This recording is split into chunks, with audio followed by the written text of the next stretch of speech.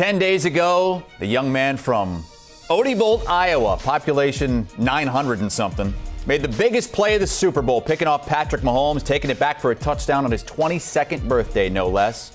Cooper DeJean, the birthday boy, as a rookie, getting his first pick and then getting his first parade as 1 million people turned out in Philadelphia. A lot of people saw some battle scars from certain members of the Eagles, Cooper included. He actually cut his forehead open as well, just like Howie Roseman when he was throwing something into the crowd. Had a Bud Light chain on that came up, knocked him right in the forehead, gave him a nice little cut. And Cooper DeJean joining us now on behalf of Renpho. I noticed you're wearing the hat right over where you had the cut. I figured you'd be sponsored by Band-Aid or something like that. How's the cut doing, and what are you doing for Renpho? Yeah, the cut's good. It's all healed up. So, but I'm really excited to be with Renpho and what they had to offer. You know, just allowing me, you know, as an athlete to take care of my body. You know, you got the massage gun. It's got heating and cooling on it. It's got a scale that can track your weight, body comp, muscle mass, all that stuff. And then my favorite's the eye massager right there, as you see. You know, it helps you relax and you know, just lay back and get a nice little massage on your temple. You have been all over the place since that great performance in the Super Bowl, celebrating and on just a rampage of podcasts. I haven't heard anyone ask you, though, what happened to the pick six ball. Do you have that? Yeah, I do have it, actually. How did you end up getting that back, or did you keep it? No, when I was running around after I scored, I just took it right to the bench, handed it to one of our equipment guys, and you know, he took care of it for me. Cooper, you had about 100,000 people that were at the Super Bowl, at the Superdome and in and around it. You had 127 million people watching it on TV, 1 million people at the parade, and you can literally count the people that are from your hometown on a few sets of hands. Less than 1,000 people in Odebolt, Iowa. What kind of perspective does that give you, where you came from and where you are now? Yeah, it's just amazing. You know, to think about the journey, you know, that's I've been on, coming from Odebolt, Iowa, you know, being the first person from my town to make it to the NFL, you know, and one of the few to make it to Division I football. You know, it's pretty amazing just for me to be able to represent where I'm from, and you know, inspire the young kids from around here or from small towns. You know, that you put your mind to something and you want it, you can go chase it. You know, anything's possible. One day you might be playing in the Super Bowl. So you know, it's pretty awesome that I get to represent, you know, where I'm from, you know, especially on the biggest stage. You're riding such a high right now, but you don't have to go back far to one of your all-time lows that you've spoken about. When you came out early and expected to be a first-round pick, and on draft night you're sitting there waiting for the call that night and you don't get it. Take us back to how you felt that night. Yeah, I was, you know, I was disappointed, you know, a little bit, just, you know, with the expectations that I had and, you know, what went down, but, you know, it all worked out, you know, and, you know, I'd end up, you know, what I was saying to myself, you know, is I just wanted an opportunity to play football. That's the way I looked at it after that day, just an opportunity to play, and luckily I got that with the Philadelphia Eagles. And, you know, there was a cool moment on the field after the Super Bowl, talking to my dad, and, you know, him telling me, you know, just think about how disappointed you were on that first draft night, and, you know, look where you are now. You just won the Super Bowl and scored a touchdown. So, you know, it all worked out. You know, God has a plan, and I'm following it, and, you know, it's the best plan for me. Did you ever get to the bottom of the prank call you got that night? No, I didn't. I got about 40 of them from different numbers. So it was that was probably the most frustrating part, was getting all those prank calls. But yeah, it was was a pretty wild experience that first day. So when the Eagles finally called you and it was the real call, how could you tell if it was real or one of the other fake ones? I didn't. I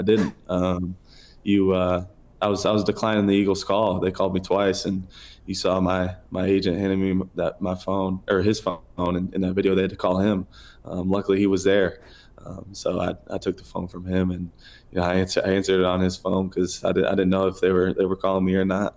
What a story! I heard you talking about your agent on the Pivot podcast, because he was one of the people that was trying to, I don't know, maybe convince you not to jump into the exciting whites stuff with Reed Blankenship. How did you decide to go about and do that?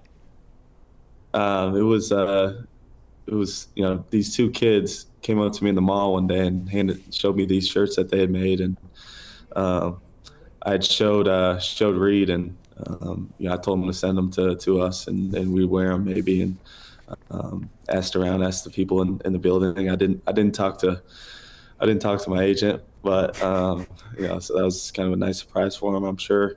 But we just decided to wear them to that Thursday night game against Washington, and then it just kind of blew up from there. So I hope you're getting royalties on that, because I think those are going to be selling like hotcakes this offseason. We follow college football recruiting here at CBS Sports and 24/7 Sports, and your younger brother Jax, he's making a name for himself as well. I know you kind of paved the way with that name, DeJean, and you were under-recruited, maybe because of your size. I mean, is he really 6'6"? Yeah, he's about 6'5", 6'6". He's probably a little more than 205 now too. He's a big kid for only being a sophomore in high school. I know he got an offer from Michigan. And I'm guessing you don't want to stand in the way of what your younger brother wants to do, but what kind of recruiting can we expect out of you being a former Iowa Hawkeye? He knows I want him to go to Iowa. But that's out of my control. I'm going to let him do his thing. I don't want to get in the way of that. I want him to be able to write his own story. Hopefully it's at the University of Iowa, but if not, I'm going to support him no matter what. And I know he's been working hard, and he's got a bright future ahead of him. So I'm excited for him. You attended Iowa at the same time as Caitlin Clark. I know you guys are friends. You've talked about how she sent you a text as a Chiefs fan congratulating you for the victory. We saw NBA All-Star Weekend this past week. Didn't really work out. They're looking for new ideas, maybe one-on-one or two-on-two. If there's a two-on-two tournament, and it's a WNBA player and an NFL player, and it's Caitlin Clark and Cooper DeJean, who you taking on? We'll take on anybody you throw at us, and I don't think it'll be close. I think me and her on the same team, it'd be almost an unstoppable duo. So we asked some of our TikTok followers to come up with teams that might be able to beat you. I'm going to list off some duos, and you tell us what you think it would go. Justin Jefferson and Angel Reese versus Cooper and Caitlin. I mean, I'm taking us over anybody, so no matter who you say. Well, even how about this? Myles Garrett and Asia Wilson. Yeah, that one would be tough, but I like us no matter what. Those are two pretty big people, so it'd be tough for us, being guards and all. But I think we'd figure it out. Cooper, one more for you. It's one of the hot button topics of the season and now the off season. You have to go up against, I assume, the tush push in practice. Take yourself out of the Eagles mindset. Just defensive player. Should the tush push be banned?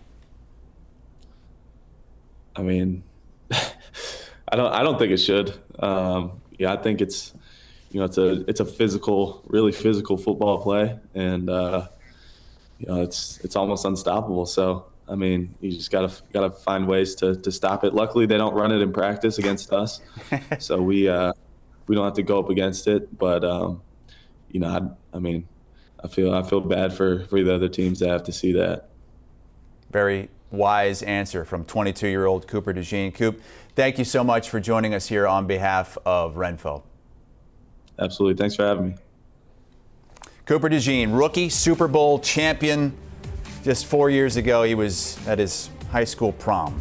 And here he is on CBS Sports HQ and making the rounds all over social media. NFL all the time right here on CBS Sports HQ. We'll have even more NFL this hour.